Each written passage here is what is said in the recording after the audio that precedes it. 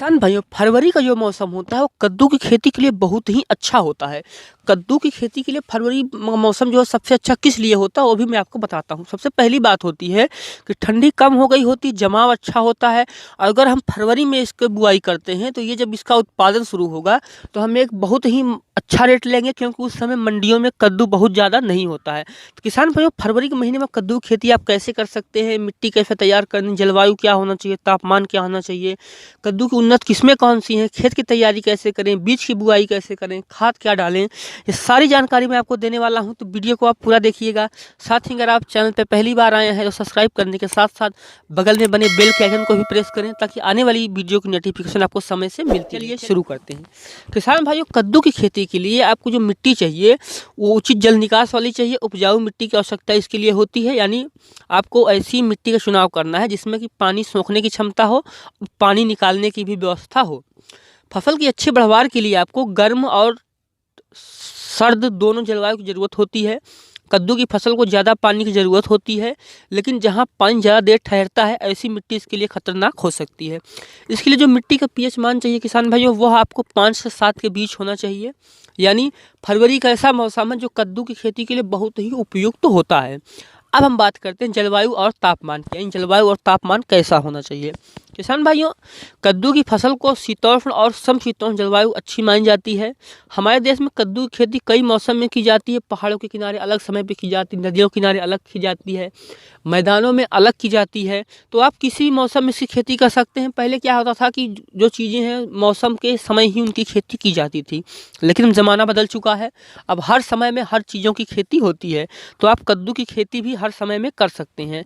ध्यान रखने वाली बात यह होती है कि बीज के अंकुरण यानी जमाव के लिए जो तापमान अच्छा होता है वो 25 से 30 डिग्री तक तापमान इसके लिए अच्छा होता है। जब भी आप कद्दू की बुआई करें, आप ध्यान रखें कि आपको 25 से 30 डिग्री सेल्सियस का तापमान होना चाहिए। और ख़ासकर फरवरी के मौसम में ये जो तापमान होता है काफ़ी अच्छा होता है कद्दू की बुआई के लिए। किसान भाई, अब हम बात करते हैं कि उन्नत किस्में कौन सी हैं।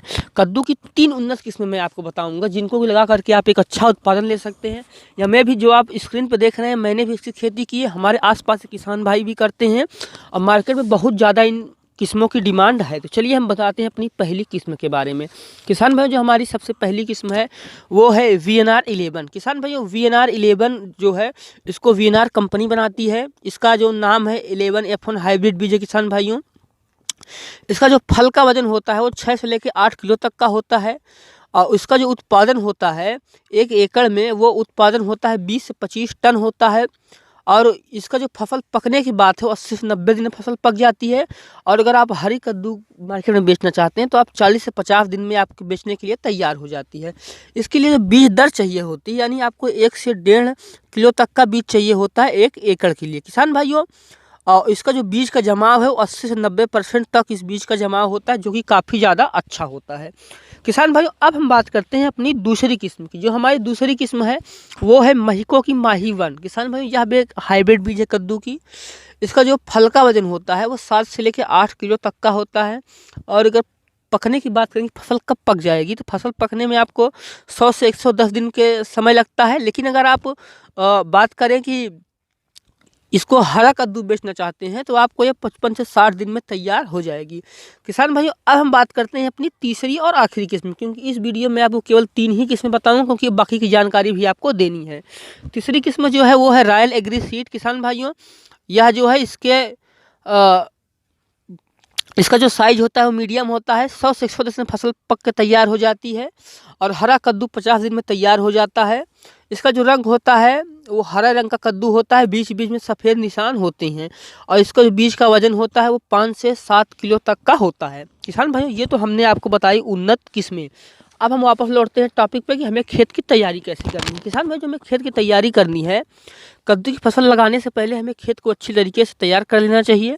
सबसे पहले खेत की गहरी जुताई करें, इसके बाद मिट्टी पलटने वाले हल से खेत की जुताई करें और इसके बाद कुछ दिनों के लिए हमें खेत को छोड़ देना चाहिए ताकि मिट्टी में धूप लग सके। इसके बाद मिट्टी में गोबर की खाद डाल के एक जुताई और कर देनी चाहिए और उसके बाद खेत को अच्छे तरीके से मिला करके खेत को समतल बना लेना चाहिए। और उसके बाद हमें उसमें क्यारियाँ तैयार कर लेनी चाहिए, क्योंकि कद्दू खेती हम क्यारियों में करेंगे, इसलिए हमें उसके लिए क्यारियाँ तैयार कर लेनी चाहिए। किसान भाइयों अब हम बात करते हैं कद्दू के बीजों का बुआई का सही तरीका क्या है, कद्दू के बीज की बुआई हमें कैसे करनी है। किसान भाइयों कद्दू के बीजों की बुआई आमतौर पर किसान अपने हाथ से ही करते हैं। 1 एकड़ में खेती के लिए आपको 1 से 1.5 किलो बीज की ज़रूरत होती है। जैसे कि मैंने आपको बीज के जानकारी के समय बताया था। बीजों को बुआई से पहले हमें उसे थीरम या कार्बेंडाजिम से शोधित कर लेना चाहिए। शोधित करने के क्या फ़ायदे हैं वो भी आप जान लीजिए। शोधित करने का सबसे पहला जो फ़ायदा होता है किसान भाइयों वो ये होता है कि आगे चल के आपके फलों पे कोई बीमारियां नहीं लगती, पौधों पे कोई बीमारियां नहीं लगती, जिससे आपका अतिरिक्त खर्च भी नहीं होता। और अगर जब उस पर बीमारियां लग जाती हैं तब हम उसका इलाज करते हैं तो कुछ % का नुकसान हो जाता है, और जिसका अगर हम शोधित कर देंगे तो वो हमारा नुकसान 0% होगा और थोड़े से खर्च में हम काफ़ी ज़्यादा खर्च जो है वो बचा सकते हैं और उत्पादन भी बढ़ा सकते हैं। तो किसान भाइयों अब हम बात करते हैं कि हमें बुआई कैसे करनी। इसके बाद बनाई हुई क्यारियों में हमें इसकी बुआई करनी चाहिए। तैयार की गई क्यारियों में ध्यान रखें कि हमें जो लाइन से लाइन की दूरी रखनी है वो 4 से 5 मीटर रखनी चाहिए। वो किस्मों के अनुसार आप अपने हिसाब से देख लीजिए। अगर आपको इस बारे में जानकारी चाहिए तो आप वीडियो नीचे कमेंट कीजिए, मैं इस पर भी जानकारी आपको दूंगा। और रोपाई की गई जो पौधे से पौधे की दूरी है, रोपाई करते समय ये भी ध्यान रखना यानी बुआई करते समय कि जो पौधे से पौधे की दूरी होगी वो 1 से 1.5 फीट की होगी और जो लाइन से लाइन की दूरी होगी वो 4 से 5 मीटर की होगी। किसान भाई अब हम बात करते हैं सिंचाई की। किसान भाई जो सिंचाई की बात है, कद्दू के पौधों को यानी कद्दू के जो बीज हैं उनको अंकुरण के लिए अधिक सिंचाई की ज़रूरत होती है, जिसमें उनको सिंचाई की ज़रूरत होती है। पर्याप्त सिंचाई होने पर ही पौधे और उस पर लगने वाले फल अच्छी तरीके से विकास कर पाते हैं। कद्दू की बुआई के 5 से 6 दिन बाद हमें उस पर पहली सिंचाई करनी चाहिए और उसके बाद मौसम के हिसाब से हमें उस पर नियमित अंतराल पर सिंचाई करते रहना चाहिए।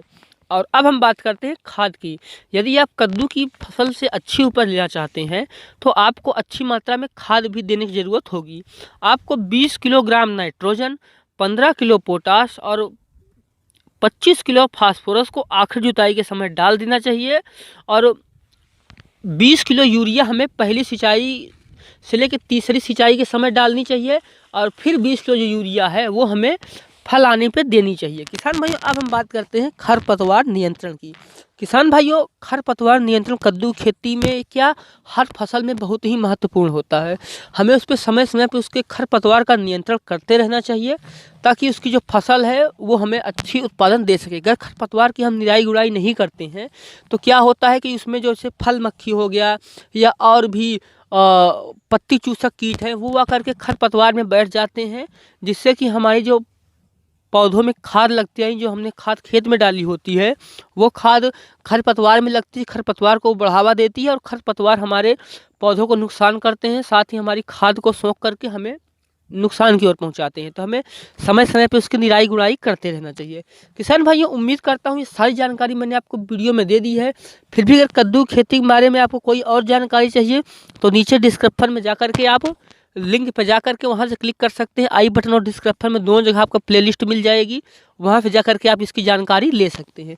साथ ही कद्दू खेती में लगने वाले रोग का भी मैंने 2 वीडियो बना दी है, वहाँ पे जाकर के आप उनको भी देख करके जानकारी ले सकते हैं। मैं ये भी कह सकता हूँ कि आप कद्दू खेती की सारी जानकारी प्लेलिस्ट में जाकर के देख सकते हैं और वहाँ से देख करके एक अच्छी खेती कर सकते हैं।